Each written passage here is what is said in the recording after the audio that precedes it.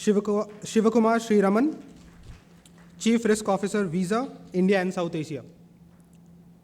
Mr. Dharshan Shanthamurthy, CEO, SISA Information Security. You can note down your questions. You can note down your questions, and you are free to ask any of the questions that you have related to your compliance, anything. This session is going to be approximately 45 minutes. So there will be a couple of questions that will be getting repeated. We will also be there. As a QSA, we will be shooting questions also. So it's open to everyone. Thank you. I'll not be taking the QSA question. Of course. Don't expect us to. All right. So thanks, Shiv. Any questions from the audience out here for Jeremy as well as Visa? I have a set of questions, but I will give you the first preference. So just to set the context for this panel before the questions start coming in, the context is from a compliance standpoint. What is the way forward of compliance? And how do we see compliance playing a role in the entire payment security journey? So that's the context. So go ahead, sir. Okay. Question is regarding, can a fraudulent transaction take place by just knowing the card number? If my card number is disclosed to a fraudster, only the card number, can a fraudulent transaction take place?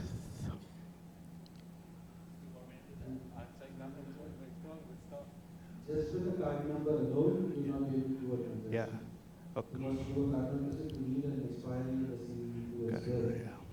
So even if it's just an expiry, there are certain chargeback implications of it. Okay. So Okay. Now my second question to this, that's what I was expecting this answer. The PCI standard says that wherever the card number is stored, it has to be in the encrypted form. Now this is a challenge, because wherever the data is there in the structured format, it can easily be, say, encrypted and stored. But this card number is prevailing everywhere. You go to a merchant site, the security camera is there, that camera is capturing the image of the card. So card number can be disclosed to anyone. So how do you say, is this not a overkill toward the security aspect? You want to try it? Okay. Go ahead. You go first. Okay, let me go first. First of all, to add to what Shiva said, in addition to the primary account number, usually the expiration date is what's required. And not necessarily CDP2, because the US, you will still make a transaction to the PAN and the expiration date. Certain parts of the world, for example, the US. If you're a SISA member, you would know that better than I do, because obviously the merchant essentially takes the risk in case there is a chargeback. So that's typically the way you work. And in terms of why PCI DSS is a now requirement 3.2 or 3.3 size talks about masking card number, or 3.4 talks about rendering the PAN unreadable. At the end of the day, the entire standard is actually made in defense in depth kind of a perspective. So that being said, what it means is just because the primary account number, in addition to primary account number, you also need the expiration date, doesn't mean that the PAN is not valuable. So that's the reason why 3.3 or 3.4 talks about rendering the PAN or either masking the PAN, or for that matter, rendering the PAN unreadable.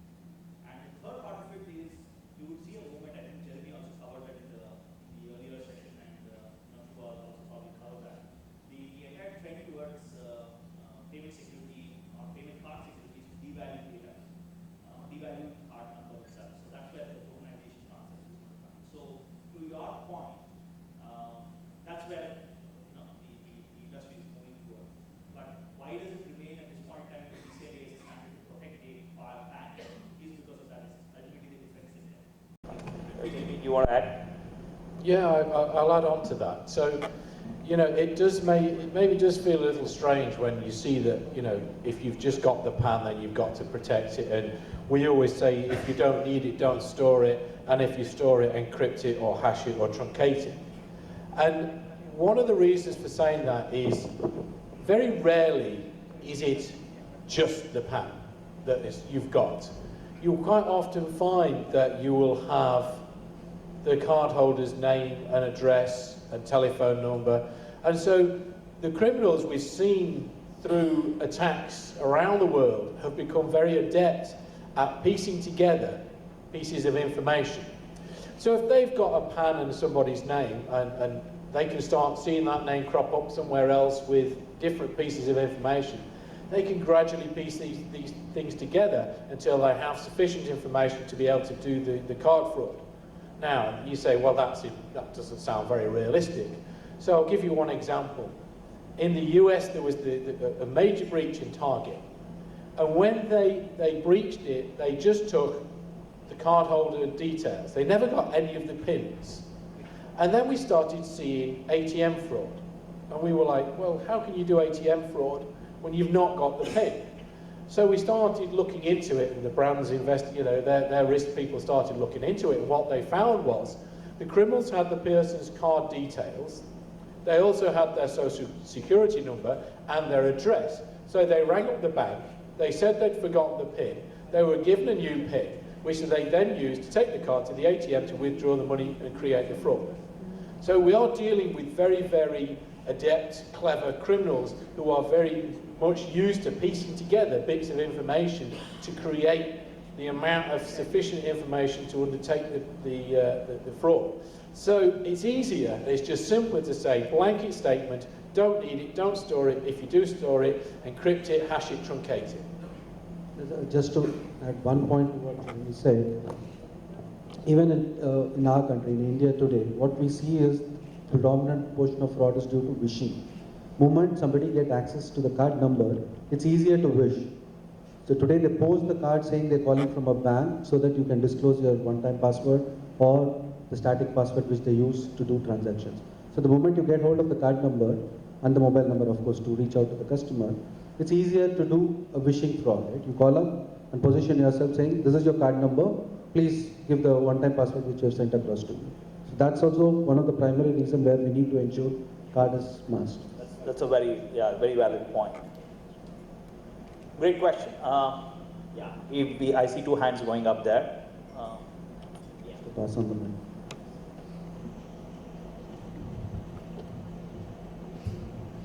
I have a compliance requirement actually. What if I have to show the CVV number on the application, like handset app, CVV2? Come again. Would you mind repeating your question, please? I'm saying, what if, see, there are many, payment applications right now allowing us to create the card, prepaid card online.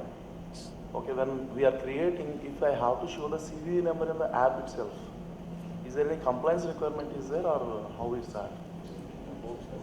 No, I think, no, the question here is there are many virtual cards, Yes. wherein you can create online which show the CVV2 on the web itself, on the application itself. So how does PCI essentially deal with such kinds of compliance? Yeah. So I guess. So I'll tell you from the PCI perspective, we would say you utilize the CVV because it's needed for the first time the transaction goes through. But as the merchant, when you receive that information, then once you've used it, you should delete it. We say to merchants, you do not need to keep the CVV number. You've used it, you delete it. Right. In addition, that application where you're actually going to create and show the CVV2 has to be properly coded and make sure that once the CVV2 is actually known to the user or the cardholder, there are no remnants of that data anywhere in the web application or in the server. So if that answers your question. So does this application, mobile handset app, should it comply with EADSS or something? Yeah, you want to take that? I will say that. So currently, we don't undertake payment application data security standard assessment of mobile phone applications. It's been one of the areas where, because of the technology and the techniques used, it's more difficult for us to map that to our EADSS program. What we've been doing, at least for the last year, has been working with the industry to look at how we can come up with a way that will enable us to do a more thorough assessment of the security of the applications. And certainly we're planning to move forward on that later in this year. We've got the start of the year where we're updating our DSS standard, and then we're going to be moving on and looking into this issue around mobile applications, because it's becoming more urgent for us to have this in place for everybody here. Right. Just to add to that, to what Jeremy just mentioned, though the PCI SSC, the listing process is still not going to happen for mobile till the new standard comes out or till the new mechanism. You could still use PADSS as the benchmark standard for you to keep that in mind when you develop that application, because it's still a very good standard for you to consider while you actually develop that application, how it needs to be, what you need to consider while you actually develop an application. Just following on that discussion point, in this market then, is the virtual card, is that a single-use card or can it be reused? It can be reused. It is a repeatable use. Then in that case, they definitely need to be deleting that CVV after the first time. Yeah. So after you deliver, I mean, there are both kinds of products which are available. Right. One is a single-use card, as well as you could use it reloadable. Right. Okay. So they're definitely on the reloadables. Yeah.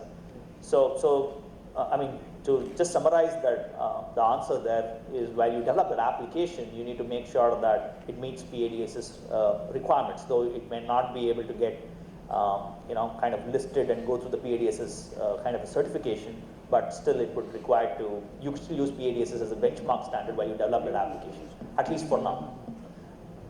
All right. Thank you. There's one question there. The last question, and then probably I take that up, and then we'll kind of get back to the audience out here. Yeah, go ahead, sir. Yeah, we are actually a PCI DSS compliance, plus we have added a cyber source security for fraud. So like in India, we are like OTP based. In Indian cards, whatever issued in India, it's OTP based. But still the frauds happening where when the customers are doing the transactions. So it's like this transaction he has not done. But when the card is issued in India and it is a OTP based, but still the fraud is happening. So like, is there any way where you can come with some 100% security to avoid all these cases? This question may be silly, but it's like... No, it's not a silly question. Fraud will never be zero, so take that. Yeah, there might be a no zero, but still we are having that OTP based security. No, as I said, though we have moved into a dynamic authentication mode with OTP being the highest form of authentication, we have forced the fraudsters to phish that OTP, right? See, so like you as I tell everyone saying, fraudster also has a family, he also need to feed his family. So what we have done as a regulation in the country is, we made every payment touch point into a second factor authentication. We have made a password is required to do a payment transaction in the country.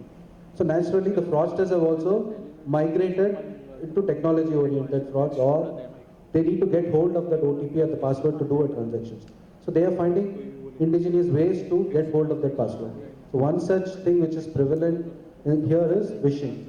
So that requires a lot of consumer awareness. People see today, if you see traditionally, it's evolving over a period of time. If you see probably a year back, it used to just send, this is your one-time password. Customers will not even realize what is this for. So there is every possibility of somebody calling and asking for this. People will give that, thinking that that OTP is for that activity. But today, if you see, the bankers have included saying this OTP is for this transaction at Flipkart for ₹2,000. But still we see customers diverging the OTP. So it requires a consumer awareness. Probably, I'll just rewind it probably 5 years back, even in the e-commerce space with two-factor authentication. In 2009, when regulator mandated second-factor authentication in the country, the trends which we have seen is predominantly phishing. People used to get gullible for emails. People used to click the link, compromise the static password. Just flip it through again to 2016, which is 6-7 years after that. We don't see phishing as a topic today. It's probably seen as natural death, but phishing has taken over phishing. We will see phishing also coming down the moment consumers are aware of this.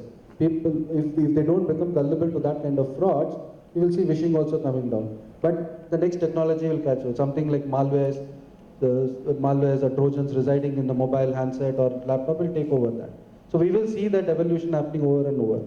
So there are solutions to it, which we'll probably discuss later. So the other thing I would like to add to that is when you're going through the PCI DSS process, and I was saying this morning in my opening speech, is it isn't a one-off event. It is a continuous program, and an audit and a compliance and assessment is just a snapshot in time. It says when the assessor came in, everything was in place for you to meet all of the requirements of the PCI DSS. Now the next day something will have changed. And that is one of the most important things we try to get across to merchants around the world with the standard is you can't just go, right, I've got my assessment, I've done that, I don't need to do anything for a year, because as each day goes by, you will be further away from the compliance line. It is something you have to work at totally, work at all the time, because as soon as the next round of patches and updates come through, if you don't put them in, you're further away from compliance, you're more likely to be open for attack and for fraud. So, you have to see, yeah, it's great when you get that compliance through. You've worked very hard to get there, and you should say, yeah, well done. Celebrate as a team. But then the next day you're back to work. Right, okay, let's keep this going. Let's build on this. Let's make sure that we are in really taking security as the way forward and doing everything we can to keep as close as we can to this compliance, because that reduces your risk and that helps fight against the fraud. All right, so let me put my question now to Shiva. How do you see visa driving compliance in South Asia? How is visa driving compliance in this market? Before I start talking about how we drive compliance, I'll just give a background to where we are seeing as a trend as a network player, right? Network company. In terms of trend, we are broadly classified into 5 things, how the payment ecosystem is evolving. 1, the technology is playing a major role today. It's changing the entire payment ecosystem. We see multiple players coming in. Number 2, technology itself is changing the payment ecosystem. Number 2, the complexity in the payment ecosystem. No longer is just a traditional 4-party model. People who are there in this industry for years will appreciate the 4-party model, which is there for years now. But no longer it's a 4-party model. It's multiple parties. You have aggregators, you have PSPs, you have TPPs, there are multiple players. You can name it. Probably it's become 10-party, 12-party, 14-party model or something like that. So that's how it's become complex. The complex in the payment ecosystem is growing multifolds. The third thing is on the payment system altogether, we see increased engagement from regulators per se. That's where the compliance comes into play. Traditionally, it was left to the banks and probably the network players, and payments were around these players for a very long time. But if you see today, governments are interested in payments because more emerging economies are moving into less cash economy, so they're showing interest in payments. So they're coming up with regulatory mandates. They're forcing certain steps into the payment system. So these are some of the trends which we see. And of course, the last but not the least is we see the frauds in the payment system is only increasing. Though in terms of BIPs, this is how we calculate fraud BIPs, might be stagnant around, globally fraud BIPs is around 6 to 7 BIPs, it might still stay there. But since the denominator is increasing, the absolute value of fraud is still increasing. So given these trends, from as a network company, we have identified saying there are 4 or 5 things which we need to do. Of that, on top is the data security.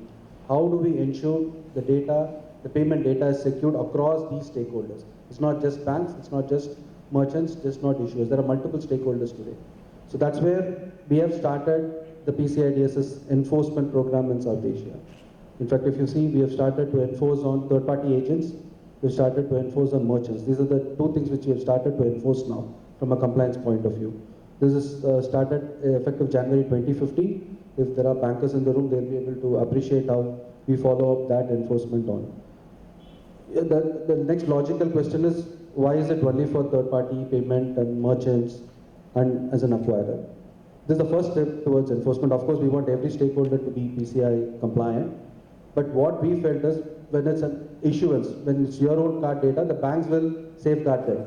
And even if there is a compromise, they know how to handle it better because it's within their environment.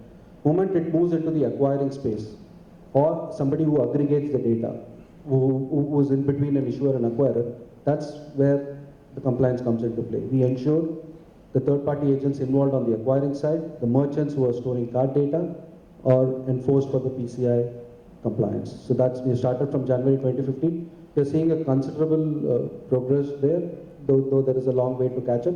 But we are seeing people are aware of PCI DSS compliance. The second part is the data devaluation that Dharshan pointed out earlier. We are moving towards a long-term goal is to devalue the card data in the payment transaction. How do we ensure the card data itself is not there for somebody to target? So that we have, EMB is one such classic example on the card not present, for the card present. So we might, we have also introduced tokenization on the card not present, which will devalue the entire stream of payment transaction, right? If the card number is not visible. So even if somebody gets hold of the data, it's useless to the groups. So devaluation is our next pillar where we will target on. Talking about the compliance bit, again for the South Asia bit, for India in particular, we have also formed a PCI working group, which we have kickstarted the kickoff meeting happened last month, and we are having the second follow-up meeting on the 10th of February. So what we have done is, on the acquiring side, there are only top 5 banks which contribute almost 90-95% of the volumes in the country. So we have ensured the risk heads and the chief information security officers, because PCI is an area which is technical in nature. So we want the information security professionals to be part of the working group. So we've got the CISOs of these top 5 banks and the risk professionals of these type 5 banks to come together to form this working group. And we are creating an agenda to ensure the data security is driven across the board in this country. And we are also pulling in other external parties like Retail Association of India into this group. So if that may answer. Fantastic. Just to add, I mean, can you just elaborate on your PCI PIN mandate as well, so that we cover the compliance component completely? Yeah, just to again give a brief background as to the PIN mandate. Of course, the PIN mandate is already there. The bankers are aware of it. Once in 2 years, they have to ensure the PCI, they are compliant for the PCI PIN security.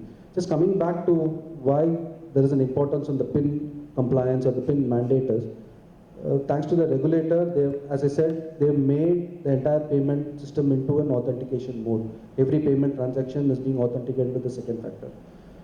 So we already have our almost excluding the credit is already 80-85% of the cards are EMB plus PIN. And we will have the debit also migrating. By 2018, we will be 100% EMB market. That was the regulator mandate, right?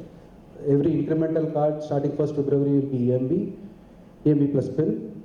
And the stock portfolio, the existing max trade base will get converted in the next 2 years. So by 2018, we will be 100% EMB market, where every card present transactions will have a PIN as a mode of authentication. And it's extremely difficult to bifurcate a POS PIN and an ATM PIN, so it will be the same PIN which will get used for the card present environment.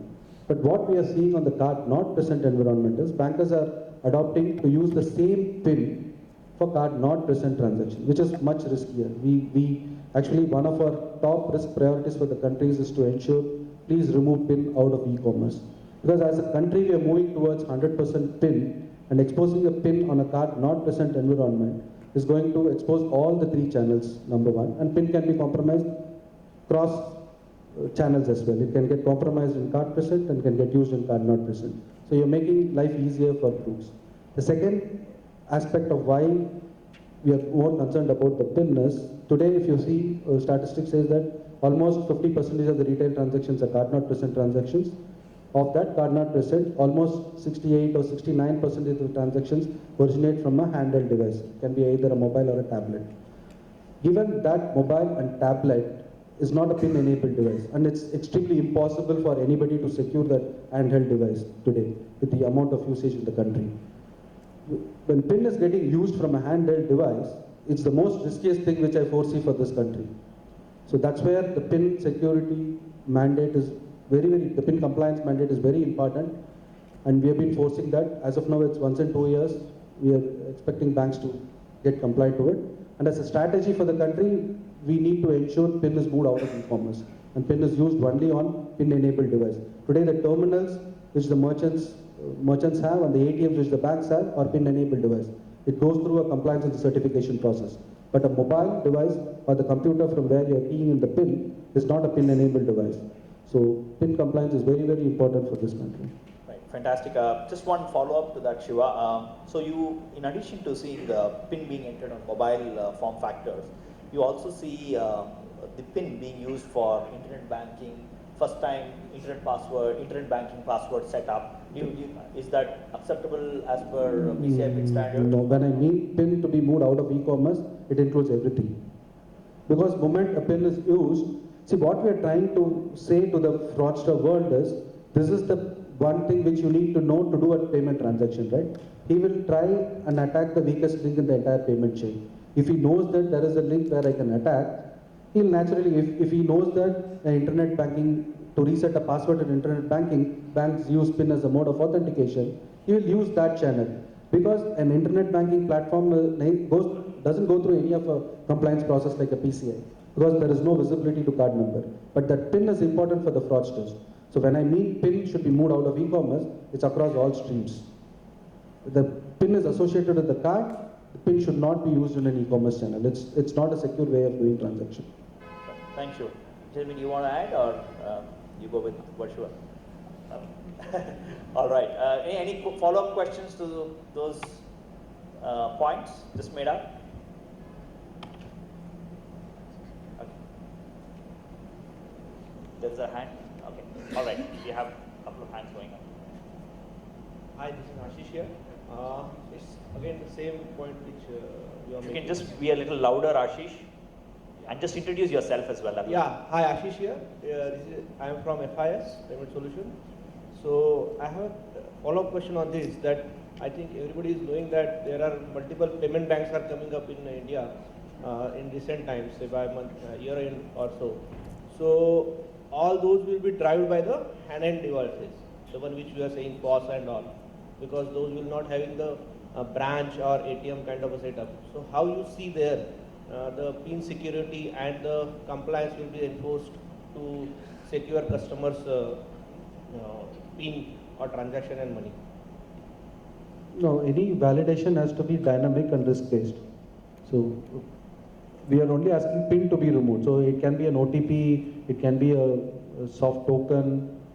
As long as it's dynamic and it's risk-based, the authentication has to be dynamic and risk-based. So it's left to the individual banks to adopt whatever they feel.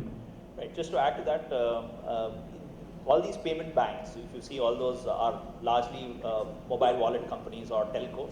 They're all either undergoing PCI or already PCI compliant as far as PCI compliance is concerned. And many of these payment banks which have been licensed can issue debit cards, so they will come within the realm of PCI DSS compliance. Setting context in terms of compliance mandate. So whatever compliance mandate that, correct me if I'm wrong, is that whatever mandate is out for acquirers would also apply to them in case they actually do with respect to Visa cards. And we also had Bharat Panchal earlier today who had come by, also said that he's also enforcing to all the service providers to be PCI compliant who's connected to their own switches. So every network company or a payment brand today is concerned about who's connecting to them. And so it's not a brand initiative, but across the industry which is being pushed. So PCI DSS standard is being pushed across to all organizations which have to interface and get card data at any point in time. Thank you. All right, we have Harish. Yes. One thing is that we have been discussing about the PIN-based security. The current standard for PCI PTS is 4.1. So any of the bank would like to go for a new point of sale device, need to comply with that device manufacturer, need to comply with PCI PTS 4.1. But what about the hundreds of thousands of point of sale device which are available in the market, working for last many years, which are non-compliant at all, which are non-compliant? And in that, the concern which you have raised is related to the PIN. It is stored and it is retrievable. So it is a risk. The old device I'm talking about, this device is still functional in the market. Yeah. None of the bank has taken it back. Okay, so absolutely, you know, one of the things that we are aware of, I mean, I first worked on the first PTS standard back in 2004, and we released it as version 1, and there is a life cycle and there is a certification period on the terminals. The certification or the approval period for the version 1 terminals expired in 2013.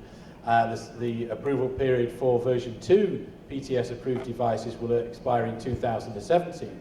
Now, yes, you know, one of the things that the terminal manufacturers are very good at is making terminals that continue to work. The challenge is, you know, how secure are they?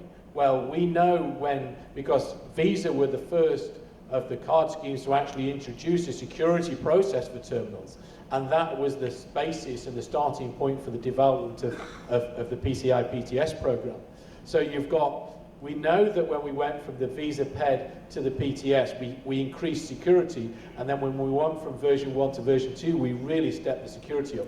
So if you've got terminals that have never been approved, then you've got to look at them and say, you know, you've had those now for, if PTS has been around since 2005, you've had those for at least 11 years, and they've given you good service, but they've got to go, because they are a significant security risk. You've had your money's worth out of them. It is time to move to the next generation. Now, there's another good reason for wanting to move to the next generation as well. The latest generation of terminals are not only chip and PIN terminals, but they're also contactless enabled.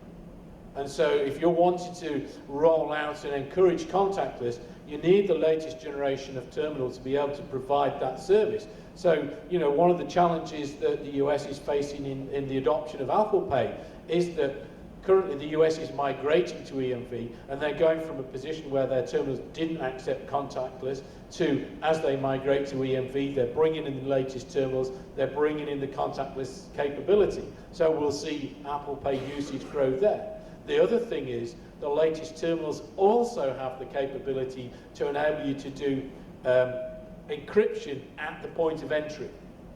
And so what happens, and we're back to why do we need to store the cardholder data, if we can remove that cardholder data by encryption from the second it enters your merchant environment, that simplifies your PCI DSS quite significantly, because you can clearly show that that data isn't in a viable state all the way through your merchant environment. So it's just time to say goodbye. They've been a good product, you've worked them well, the latest technology gives you security, it gives you opportunity, it gives you new technology, it's time to move. All right. Yeah. Hello. So I have two questions basically. If you can just raise Yeah, your Dharshan. hand. Yeah. Okay. So one is the threat landscape is constantly changing, working models are constantly changing. We don't see that change rapidly coming in the standard itself. It takes a while to get clarifications on changing models. For example, we talked about work at home, right? People are bringing in their innovative techniques and all that, but there's no clarification from PCI as such. What will happen to the physical security controls if agents start taking calls from home? Secondly, service provider is a very, very broad category, right? And if we talk about ITES category, we have very, very limited exposure to cardholder data. And 90% of the time that's true. But again, we go through the entire list of 280 controls. So do we have plans to introduce a category for ITES, since it is such a big industry, so that they don't go through the entire exhaustive checklist, but only the applicable ITES sector? Because we all know how this typical industry works. Because generally we work out of the client applications, we don't store local data, it's more or less on a clean side. So those are the two questions. Thanks. You want me to rephrase the question? The first part of the question which came, so Rishi is from Concentrix, and they're on an IT-enabled services company. So one of the questions which he said was that since there are a number of, the technology is changing rapidly. There are a lot of innovation that is happening. So, and the standard, how's it trying to keep up pace with the technology innovation that is happening? And it takes a while to actually have the standard rolled out for any such kind of innovation. That's the first question. The second question was with respect to what was the, say, Rishi, second one? I'm sorry. The service provider, yeah. Do you plan to have a separate standard for IT-enabled services, which is like a call center or a BPO segment? So can there be a version for that particular target industry? So in terms of the first part of that, how do we keep up with technology? It's by working with you as a community. So we are working with the brands to see where they are looking at focusing and driving forward. We're watching new technology coming through and seeing how that is going to come into the payment space. And then you're right, we are playing catch up, but that's our role. Our role has to be to play catch up. But with good cooperation and good communication and good exchange of information, if we're involved early enough, then we can start working on the development of the standards so our catch-up time is smaller. And it's been working very well. We've been trying to introduce new techniques and requirements. Often we start off with guidance documents, because one of the things we also don't want to do is we don't want to stifle innovation. And so if we came out with a requirement that wasn't quite correct, we could just shut it down. Whereas if we come out with guidance documents, then people can start adopting them, and then we get feedback that says, actually, this particular requirement could do with a little bit of a change, and we'll take that on board and we'll work with it. In terms of the second one, if I look specifically at call centres have unique challenges. They are in a space where you're not getting the benefit of the chip card, you're not getting the benefit of some of the e-commerce security methods, because the customer is actually telling you or entering their digit. So we've actually got a specific guidance documents for telephone call centres on our website, and I've actually got a draft version of an updated copy, because we released that in 2011, and the community said, Jeremy, that's been out of date now, and the community has written it. So it's been written by you, and it's been sent in to us, and we'll review it with our technical working groups and make sure that it's in line with our expectations, and then we'll push it back out. And that way we ensure that they've got the latest information based on the latest techniques that are being used in call centres. For the service providers, one of the things we are very aware of, and we were talking about this just before the break, is you're the aggregators. You have got all of this card data coming through from many, many different merchants. And so you are actually going to be one of the choice targets for the criminals. The good news is we know that you take security very, very seriously and are wanting to make sure that you're providing a secure service to your customers. One of the things we have done, and again we've started this off as a separate set of guidance documents, we created an extra document called the Designating Entity requirements. And in there we said, look, when you are an aggregator, when you are handling so much card data, we actually think you should go a little bit further. And from our experience, these are some of the areas you can benefit from. Now, probably most of you are already doing that. And what we're looking at then is we're working with the brands and working within the council to see how we can ensure that is appropriate for the service provider sector. So it is cooperation, collaboration, support, feedback that keeps us relevant, appropriate, and up to date. And that's why I've been reaching out for you guys today to try and get more involved with the council, so that we can get the Indian perspective and the Asian perspective into the standards, and then it's appropriate for everybody. All right. So I think we are 5 minutes away from our closing. So just one last question from my side is, because I got this specific question actually emailed to me from one of my contacts, is there is a claim by one particular payment gateway in India, which is saying that they have CVV2. Without CVV2, they're able to process a transaction. Does that mean the CVV2 is getting stored there, or what is, how is PCI, or what's Visa's take on this new claim by a payment gateway that's happening in India?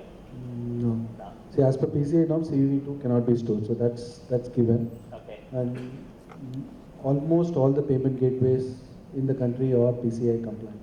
To that extent, I don't think CVV is stored, but we will take that. We will probably ask the QSA to review in case if there is a complaint which comes to us. So as of now, all the payment gateways are PCI compliant, and none of them store CVV2. So to that extent.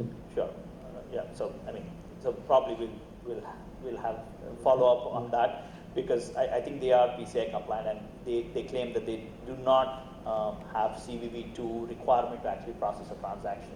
So is there a way, particular technique which Visa accepts? I'll tell you. See, even it will not work out. See, it's an interoperable environment where the issuer might even decline a transaction. A gateway or an acquirer cannot decide taking a CVV2. So the issuer will, especially in our environment, it's a second factor authenticated, and there are issuers still declining if it doesn't come with the CVV2. Okay. So even if a unilateral decision is taken by a gateway or any of these wallet solution providers, right, it will not be interoperable unless it's a direct pipe between the issuer and the gateway. Okay. So then probably it might work out, but in an interoperable environment, currently the rules doesn't allow them to do that. All right. So just taking this slightly on a different direction, one of the things, and I had a meeting with the Reserve Bank of India this week, and one of the things that I was saying to them, which is something we've seen in Europe, is there are a lot of new techniques coming along that allows for better identification of the customer. We're now looking into risk-based analytics. Yeah. And the risk-based analytics is starting to use the information coming out of your device, whether that's your mobile phone or your laptop, that starts giving us more information that it's used. So if I go to do an e-commerce transaction, I've probably got about 3 cards, 1 of 3 cards I'll use. I've probably got 1 of 3 or 4 devices I'll use, and I'll be shipping it to 1 address. And by the way, my mobile phone will tell you exactly where I am. So if we start building this information together and bringing it together, we actually have a fantastic picture. So am I been shopping here before? Yes. Do all of these parameters map within the existing information that I've been able to gather about you? Yes.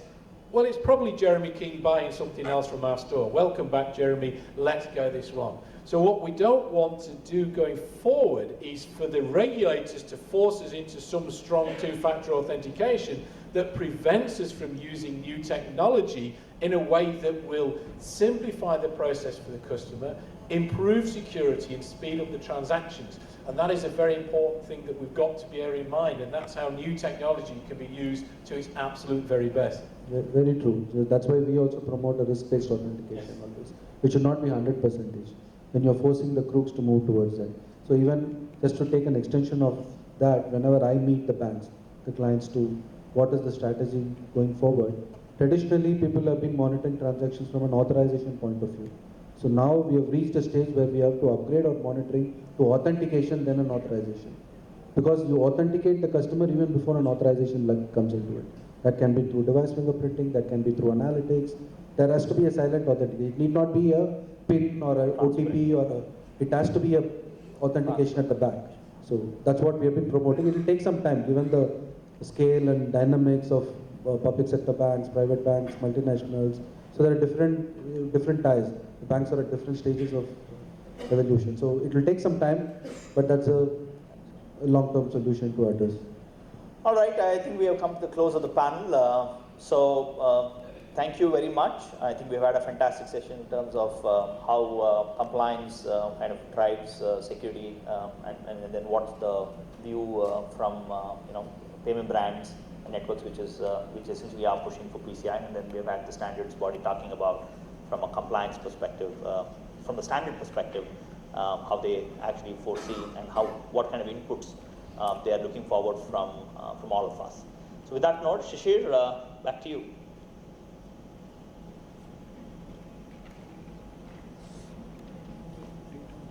Thank you, Dharshan. Thank you, Shivaram, sorry, and thank you, Mr. Jeremy. It was a nice session. Still, people will have a lot of questions. We are there to help you out on that, so that we will be taking care of. So now, in terms of, I would like Mr. Ali Asgar from Fractal to come and hand over the mementos to each and every panelist here.